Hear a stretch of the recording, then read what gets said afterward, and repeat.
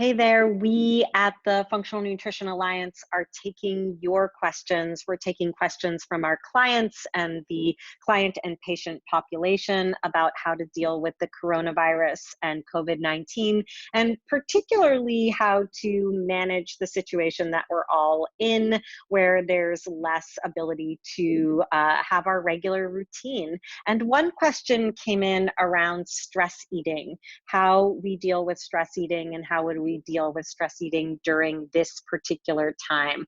This is a complicated question, and if you're stress eating, I want to make sure that you know it's important to get help beyond this time. But I just want to give you a little bit of context around stress eating. So when we stress eat, uh, we're usually tending to the dopamine in our brains. So we get this little hit of dopamine that really captures our attention. And to get the release of the dopamine that we're then craving, we are geared towards that desire. So this is called attention bias. So our bias is only on the thing that we've thought about. So if we thought about chocolate or cupcakes or spaghetti or whatever it might be, then that's all we can think about. And I think you may have experienced this before if you are familiar with stress eating. So it's called the cue,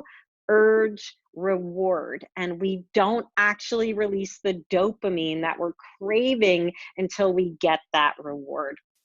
So this is complicated, and we really have to retrain our brains around this kind of behavior. And oftentimes it has to do with foods that might not be serving us. And so we're getting something else physiologically, biologically in our body when we do go for that reward. Now, this is a very hard time to address this, so I just want you to recognize that this is a rough, unusual time that we are in right now, and that all bets are off, that everything is different. When I go to the store, most of the middle aisles are empty. The flour yesterday was completely gone. So people are baking, making more brownies and cookies and taking this time at home to indulge. I heard people ordering in cupcakes and doing different things like that. This is actually a time to tend to our immunity by tapering things back, supporting ourselves with lots of phytonutrients. I keep thinking we should lead a mass cleanse right now, really utilize all those fruits and veggies that have been growing for us and are available to us in this time when there might be an inavailability of other things. If you're interested in that, let me know.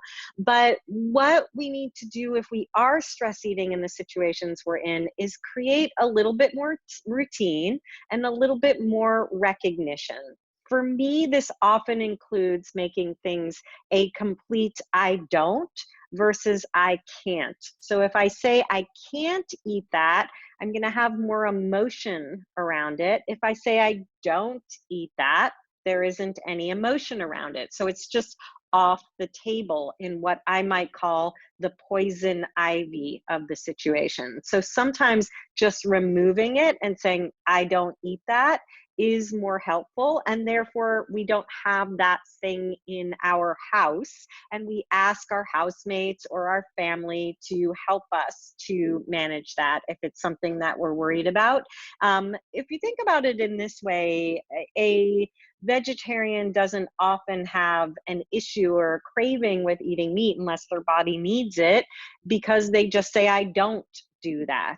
A person who eats kosher just has very clear lines, right? I do, I don't eat that. I remember even with my son, when we didn't eat certain things when he was very little, my dad would say that Gilbert wanted that food. I told him he can't have it. And I was like, well, telling a child you can't have something makes them feel like they're not allowed to, versus saying that's not something you eat.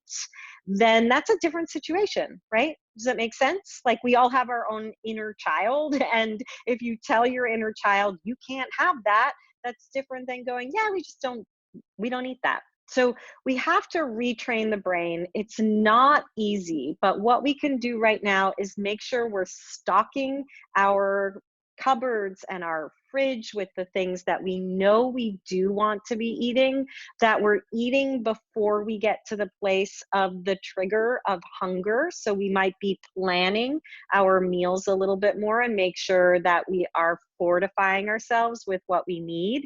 And that if we know we're craving certain things right now, we have alternatives around for ourselves. We make sure that we're eating before we hit that hunger place. And again, that we recognize that this is likely a bigger issue that's going to need support from a group or a practitioner, and that you are okay, that finding the way through this is new for all of us. Reach out, find community, find new patterns, watch the stress that you're experiencing, watch your ability and your inability and your desire to deal with that stress, and find ways to calm your nervous system so that the stress isn't the thing that is driving you to try to seek that reward and that dopamine to calm you down.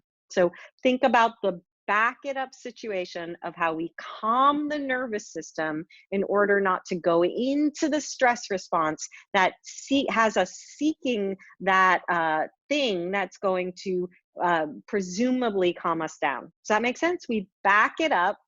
We calm the nervous system. We sit in our circle of influence with all the things we can do to be calming. We can use EFT tapping. We can use stress reduction breathing. And we find the way to hit our stride with the calming of the nervous system so that we're not looking to ameliorate stress with things that actually don't serve us. Again, easier said than done, recognizing that your neurochemistry is complicated and that there are ways through this. It may not happen right away, but you are doing the best thing possible by even recognizing that it's going on. So, more power to you. I'm thinking about you, and I want to continue to answer your questions and support you through these unusual circumstances. I hope that was helpful for you. Bye now.